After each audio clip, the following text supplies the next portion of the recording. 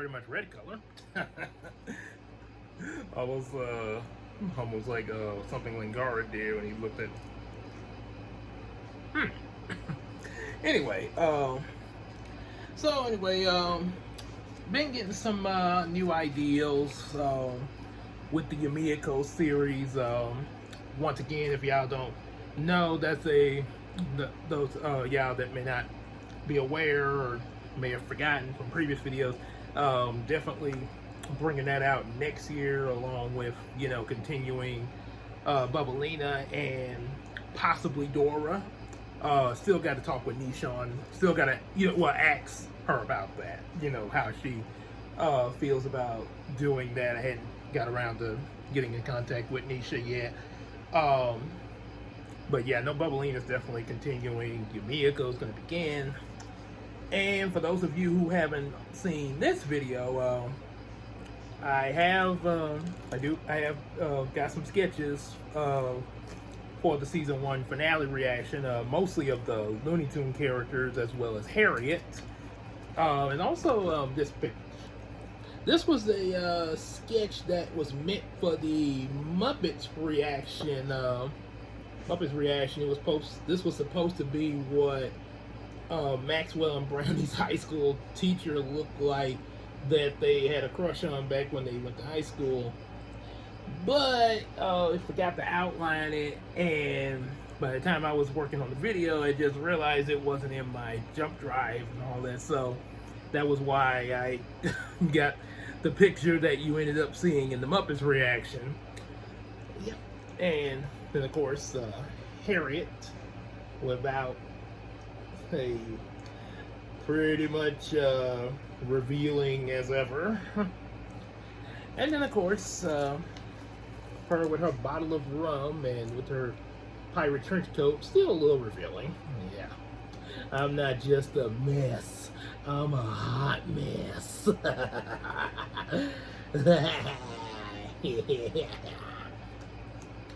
Yep. So yep. Then of course the Looney Tunes themselves got a cute little Bugs Bunny, Daffy Duck, Porky Pig, of course, Tweety Bird, and of course Sylvester, and a couple of new sketches that I did manage to get. I gotta really get back to work on this, because I meant to continue with it Wednesday night, but I kind of got, let's just say, I got so tired it felt like I got hit with a truck. And yes, and no, Waspinator, I don't mean literally a truck. You don't get that joke. Check out my last live stream, my last Storytime live stream from last weekend.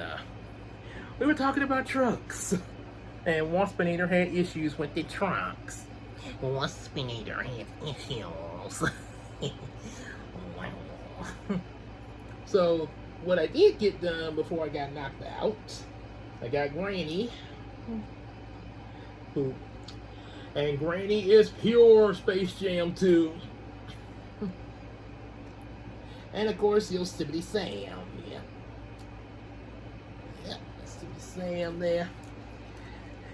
Yep. So got more to work on with that there.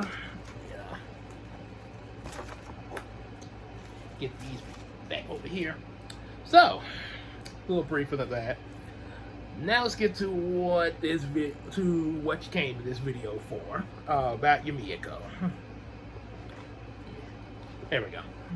So anyway, I had some ideas that have been coming to me recently, mostly, well, pretty much throughout the week there, but also really pretty much throughout the week and all before now. But there was some ideas as far as the stories, as far as how to start the story off. Sort of came to my mind when I was talking with Claire last night about, when she was telling me some of some stuff that she had planned for the future, which I'm not going to spoil here, unless she sees the video and decides to do that herself in the comments, but I'll leave that up to her. Since she was discussing her ideas, so I'll let her decide on that one, whether she wants to reveal it to you guys or not. At least yet, anyway. So anyway, while she was telling me about them and everything, one of the things that came up was wanting to have, like stories that are not nothing against the MCU, but more self-focused stories. I guess sort of like what DC, a lot of what DC does with some of their movies, especially the campy, colorful ones there. So it kind of got me thinking about how I had started off the first issue of Yumeko in my rough draft that I mentioned in some earlier videos. And I kind of started to feel that maybe I had too much going on. That's kind of and even with the ideas I come up with, that's the thing. I have so many of them. The weakness that I have is trying to spread things out and not throw a whole bunch of stuff at the person at once. That's one of the but I do try to work. I do really try hard to not to do that, and that's one reason why the ideas that I got now of trying to make that better, I'm about to tell you now. So what I thought about, instead of the whole thing of Hiko going inside of a video game, at least at the moment, I would start off more like how I did back in high school when Casey and I were role playing our own version of what would it be like if my character and her character that we use for our role play in Yu-Gi-Oh, if they kind of had their own like pre-series before meeting up with Yugi in the game, back when they're like elementary. So it was Hiko and her character, of course, was Julie, related to the Kaiba brothers, so Julie Kaiba instead of Julie Yukoshi. And actually back then we even made up the concept that Seto and Mokuba would actually have a different last name back then. This would even be before they became orphans. Those of you that know the Yu-Gi-Oh series know that the Kaiba brothers were dumped off at the orphanage. That's what one of their the first flashback of their past revealed to us in the later episodes of season 1, when Seto Kaiba was trying to get his company back. So back then their last name was Wong, which kind of sounds more Chinese than Japanese, but I didn't think about that back then. Don't slap me. I was young. I was just coming up with stuff at random, so no, I'm not trying to offend anybody. And you know how, we got a lot of this whole people pointing the racism fingers at other people. Gotta be real careful at what we say or show, though. Anyway, enough about that. Don't want to go too far into that. So, yeah, in that series, we called it Change of the Seasons, which was kind of based off of a song that I used to listen to called Seasons Change. That was even going to be the opening theme song for the series there. So, anyway, yeah, it was pretty much that. It also had Taikari in there as a little baby, which is also explained in another video, which I'll put the links to some of these videos so y'all can get some more detail on that, how Taikari was in that series. Yeah, that way I don't have to re-explain it here. So thinking back on that, I actually thought about, okay, well, let me take that concept and start it off from here. So, like that like that role play that Case and I did. The characters are 9 years old. Well, Hiko and Julie are.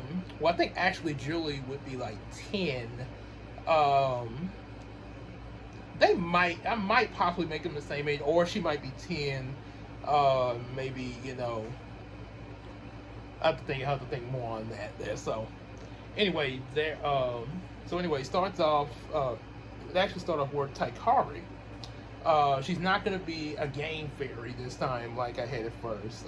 She actually would be, not saying that she wouldn't be real there, but she actually would be start off, like pretty much a real person there. And the episode issue 1 would start off. You see her running from somebody, and it's a girl in a cloak, which would be one of the villains later down the road there. So Taikari's on the run from this girl, and get a little bit of that. Then you cut to Hiko. At the moment, I'm thinking Hiko would be probably at a pizza place down not too far from where he lives at. He's walked down to get a pizza, which actually was the thing also in the first episode of Change of the Seasons there. Only difference was it showed him coming home with the pizza and it was raining.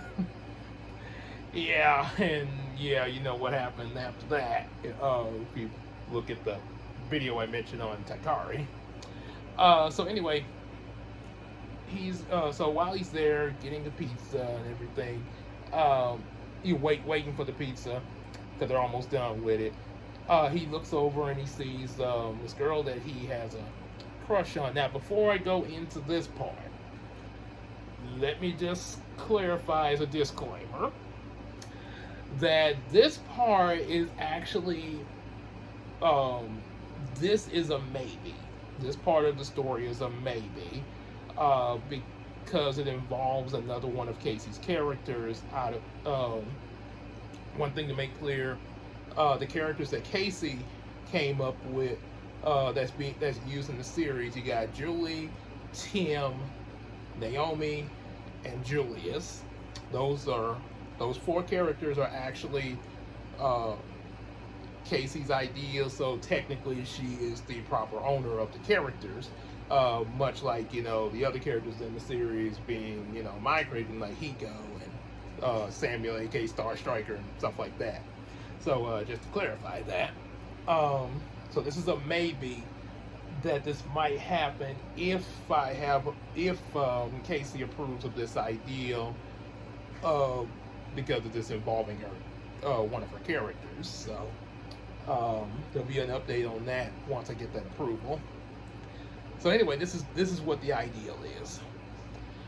Naomi would be there at the pizza place too, waiting, for her order, and just like before, she is autistic still, which would really, which is really going to make some very interesting occurrences for her character, and this is kind of why I came up with this idea.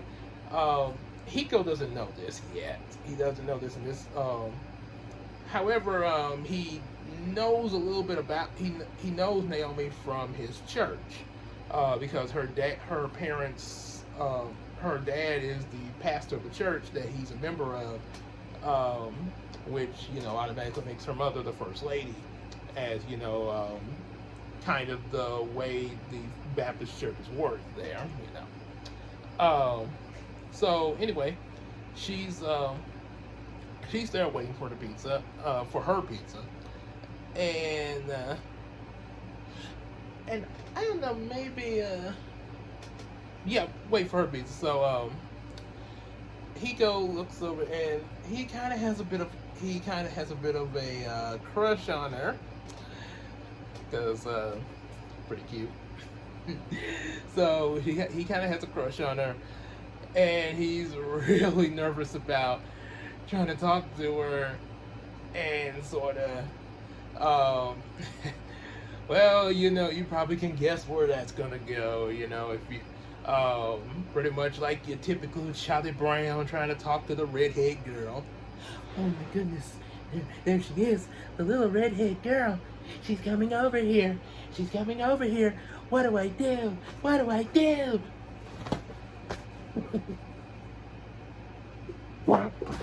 Good grief, Charlie Brown, you're ridiculous. I'm sorry, Lucy, but pretty girls make me nervous. I'm a pretty girl. How come I don't make you nervous? You talk to me. That was a little scene from You're in Love, Charlie Brown. and to answer Lucy's question in that scene, she's all right. She all right. She got her ways, but she's okay. You got a little something, Lucy. Yeah, but that kind of thing with who we have a crush on just comes at random. It's not always a specific thing, like, oh, why he got a crush on this girl, but why not that girl? What? It just happens. Okay. Anywho. So, he's kind of gonna go, like I mentioned, he got a crush on Naomi. Little quirkiness and trying to talk to her there goes on for a little bit. And then, either while he's still at the pizza place or when he leaves, there also is a chance that some kind of way he might actually be able to get out some words to talk with Naomi. Maybe there might be a chance of telling her, about Brownie then, or like I say, it would either just go from there straight into what's going on with Takari. She ends up at the pizza place, out of breath and everything from trying to get away from the other girl that's chasing her. She's kind of lost her, but I'm thinking either the girl who's chasing Takari, she would catch up to her there, and Hiko would end up having to face her to protect Takari, or this rogue girl would end up probably sending like some monster or something in order to try to attack Takari, when Hiko ends up having to, as Superman says, save the day. But how is Hiko going to do that? Well, that's where Yiro comes in. So it wouldn't be Brownie just yet. But Brownie will be a part of the series. He still is. Just doing something different. This is where you would get Yiro. That was mentioned in another previous video of how that could what would possibly happen there. So with that, Yiro would probably chances are that Hiko would already be wearing the Destiny watch that I mentioned about in that video too. I'll leave a link so y'all can hear about that. He'll probably be wearing the Destiny watch. So Yiro would emerge, fight off the evil, save the day, and Takari is safe.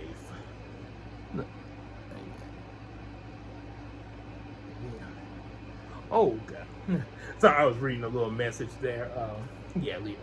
Sorry about that interruption. So anyway, he saves the day, and and of course, then it's a matter of, Hiko and Takari getting to know each other, which of course, is going to eventually lead, being his little sister, obviously. Michelle will still be a part of it. One based off of my cousin Tiffany, because gotta have the little antics of, say, I'm his little sister. No, I'm his little sister. Well, Granny said that I am like his sister when I'm over. And Granny said so. Yeah. So, yeah, you'll have that. And then, of course, like I mentioned, Brownie is still a part of it. So, he will be introduced. Yeah, unlike at first, where he was introduced right away in the issue one, yeah, it'll be a little bit later because there's still going to be the fact of Hiko mentioning about him before Brownie comes to life, as well as some other things to, introduce the audience about, Hiko as well as the other characters. This is kind of the way of doing this a little bit from the beginning, pretty much with Taikari's introduction, because, meeting somebody new, yeah, he's having to fill her in on before 1-1, pretty much like we're filling the audience in on what's going on with this series, as well as finding out, okay, who was after you, Taikari? Yeah, so got that. And then, of course, a little bit later, he does run into Julie, Julie Yubashi, who he mistakes for Naomi, which is sort of a reference to when I first got into Yu-Gi-Oh! And I recognized Taya. I didn't know her name when I first watched the series. I just knew this girl with brown hair. And when I saw Casey for the first time in summer school, I was like, you look like that girl with the brown hair in the Yu-Gi-Oh! Show. Oh, you mean Taya? I get that a lot. And, from there, well, Gabe, here's the 411 on Yu-Gi-Oh! You see, long ago when the pyramids were still young, and so on and so on and so on, and if you don't know, we will discuss that with me in the comments, or maybe request another whole another video just to explain Yu-Gi-Oh! to you. Yeah. Yeah, we can do that. So, but for right now, let's continue to do that. So with that, so yeah, he gets to know Julie a little bit, and kind of a bit of a love triangle. Well, just having a crush triangle, love triangle, whatever. Yeah, he kind of has a Julie as well, but he's still kind of like the yummy, sort of like Takato in Digimon Tamers when he blushed around Rika sometime, but then he was also blushing around Jerry. Don't worry, Takato, I didn't tell your parents that you ditched school. Oh, thank you, Jerry. Yeah, sort of like that kind of going. Yeah, so yeah, there's that, and of course eventually, you meet the other characters like Samuel getting his rebirth as Star Striker. Of course, that's still gonna happen. Just the how is the question, but it's definitely gonna happen. Probably discuss that. I do actually have an idea for that there. Just a matter of working it in once the series gets started next year. But I will share that in another video, so I can have that on record. As I stated, the reason of making these videos in the first place is to kind of have something to go off of when I actually start writing each issue to issue. I can, pull up these particular YouTube videos and watch myself talk and then you say like that. So anywho, so yeah, there's gonna be all of that, which yeah, pretty much, and also Julie still becoming Sword Girl. Still gonna have that there. I think the thing with Julie's case at the moment, what I got in mind, is that she's already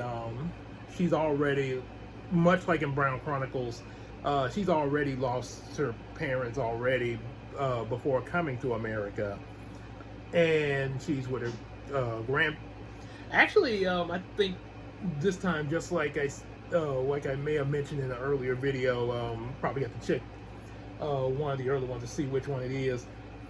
where she has this butler named Chester, which Chester was a character from the Star Striker comics as Brian's butler. So instead, this would be Julie's butler. In case you need a hint on what Chester kind of looked like in there, because I don't have the comic right here with me. Well, remember Bob Shaw's review of the Star Trek issue 1 and 2? Well, yeah, there, Bob Shaw, he made the joke about the butler looking like Morgan Freeman, so that kind of gives you a little hint there. Yeah, the Morgan Freeman butler. Because who else could explain all of this and make it sound completely believable?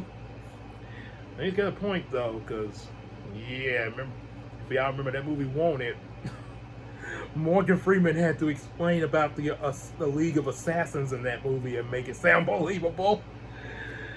Yeah, you do kind of need a character. You do need an actor like Morgan Freeman when you're trying to explain something that's hard to believe. Yeah. So yeah, it's pretty much all that going there, and that's pretty much what I got. I'm gonna make another video explaining about how I plan to bring Star Striker into all this, and also back with Julie. A few other things about Julie. She already has lost her parents, and she also would already have her powers. She just has never revealed them to anybody. And in a later issue, it becomes discovered. And Hiko's like, "Whoa, you can do that?" And she would, not sure how long she would have had these powers, but it would be revealed then, how long she's had them and stuff. And one of the things that's also a maybe is her twin brother Tim. I think he was, because his picture was shown in some previous videos. Probably a mention about him. Not completely sure. Julius, I know, is definitely still going to be a part of this, because Casey definitely, that was the love. He's definitely the love interest for Julie, according by Casey, unless she thinks of something different. But pretty much it's probably going to be that, because that's how she's had things with those two characters written in a lot of our different role plays in the past, and pretty much how it's been from Julius and Julie. Yeah, so which that's kind of self-explanatory. But as far as Julie's brother Tim, there's only two things that I can say on him right now, and how this all goes will all vary on Casey's final word about all this. Stuff I mentioned earlier with Naomi, Julie. Well, I hadn't really said much with Julius outside of what she's already come up with, but Naomi, Julie's introduction, and now what I'm about to mention with Tim is the possibility that Tim might not be in the series. Or if he is, he might end up having a different love interest, and then also have to try to get a character for him there, so it won't be just there. We want to. If he is going to be in the series, we definitely want something going on with him there. Just like the other characters bouncing off of each other. And the reason I say different love interests, if that's okay with Case, is because originally Casey wanted Naomi and Tim to be a thing. And then all of a sudden I started getting this idea of Hiko and Naomi. So yeah, like I say, so that's pretty much what I got on that topic.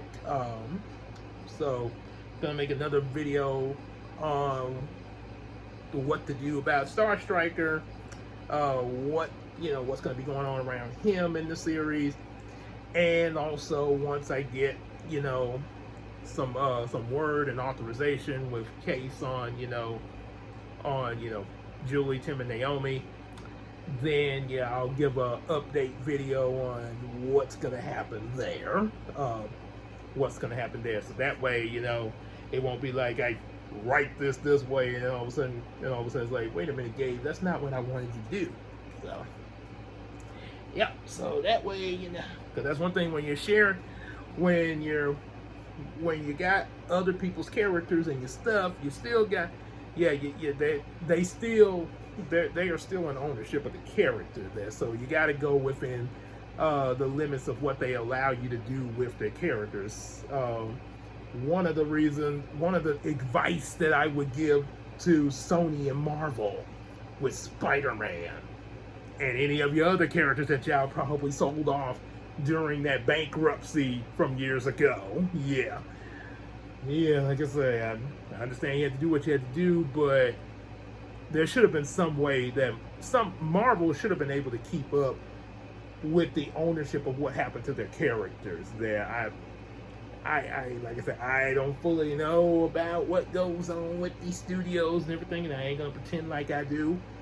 But all I'm saying, based upon what I do know and what I would do, I would just make sure I at least have, control of my character, and if anybody else is working with one of my characters, I still have to say on what happens to my character interacting, like especially if it's like a crossover or something like that. So, just like how even with the same with Claire having her, her version of the VKs and Brownie's reaction videos, she had she had the say on how each of the VKs were in the video. So yeah, because when she first introduced the VKs to Brownie's reactions, I knew a little bit, but there was some of them I still kind of had the mindset of what Disney had done to them. She was like, no, we're not doing that. Uma is not going to be that sassy stereotype. She is elegant and classy. Harry Hook is not going to be crazy and all of that. No, he's sophisticated. Yes, very sophisticated indeed. And Audrey's not a mean girl. Like whatever. No, that's not Audrey. Audrey is very sweet and will always pray for you ever so much. So, yeah. And of course, Mal is not, I'm so misunderstood. Ben, don't you love me? Oh, no. Mal's like, now, if you'll excuse me, I got some abs to bundle.